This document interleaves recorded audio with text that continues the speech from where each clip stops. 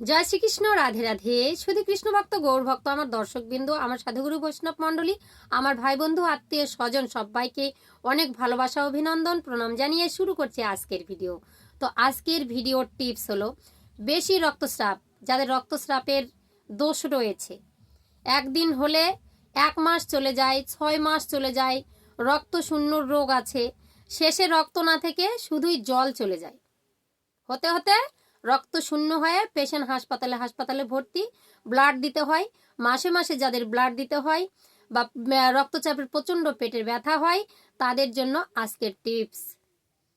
তো আপনারা গ্রামে গঞ্জে একটা বৃক্ষ দেখেছেন, যার নাম আমরা গ্রাম বাংলার লোকেরা বলি কুকুর মুতো বৃক্ষ।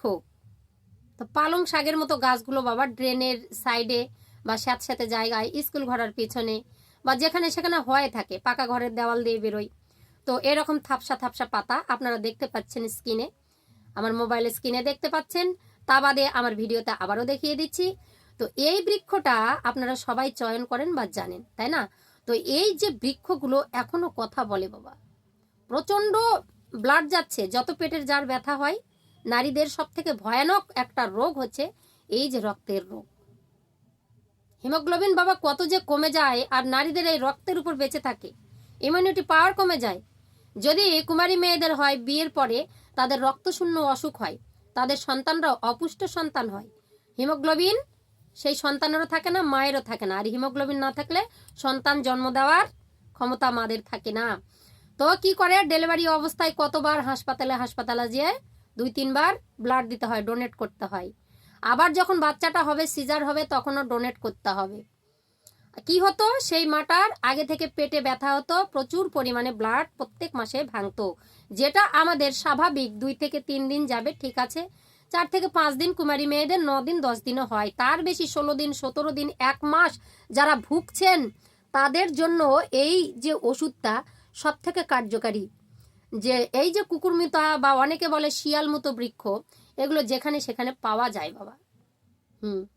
সামনে পাতার দিকে একটু ছলছালা, পিছন দিকে একটু খসখসে টাইপের, হাতে ছুলে খসখস লাগে। তো ওই বৃক্ষ মোটা যদি হয়, একটা শিকড় তুলে নিয়ে আসবেন।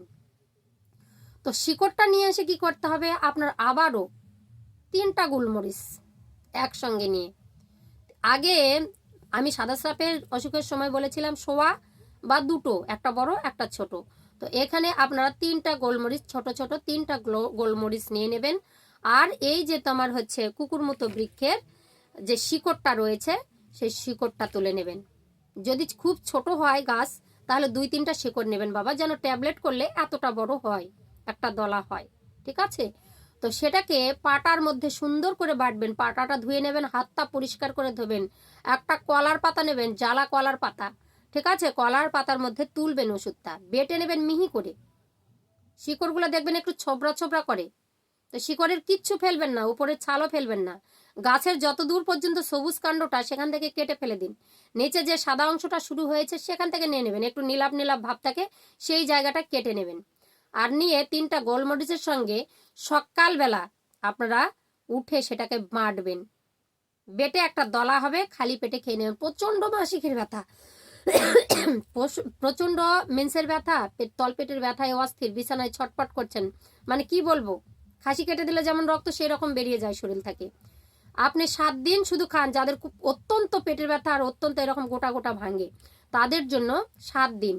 আর যারা একটু ব্যথা আছে কিন্তু ব্লাড বেশি দিন পর্যন্ত চলছেই, তাদেরকেও কিন্তু প্রত্যেক দিন সকালবেলা উঠে বাসি পেটে একদম কিছু না খেয়ে সেটা প্রত্যেক দিন ট্যাবলেটের মতন করে নিয়ে বেটে নিয়ে সেটাকে কিন্তু সেবন করতে হবে, খালি পেটে জল খেয়ে। তার 1-2 ঘন্টা পরে আপনারা খাবার খান, কোনো ব্যাপার নেই, ঠিক আছে। যে কথাটা বললাম, এগুলো মূল্যবান সম্পদ, এখনো বৃক্ষ কিন্তু কথা বলে। আপনারা খান যদি সিগারেট, আপনার সঙ্গে যদি না ঘটে, আপনার সঙ্গে যদি অলৌকিক কিছু না ঘটে, যত ওষুধ খান, যত ফাইল খান, যত কিছু, এগুলো তো হয় না বাবা। এই রোগগুলো এখনো গাছগাছরাতেই ছাড়ে।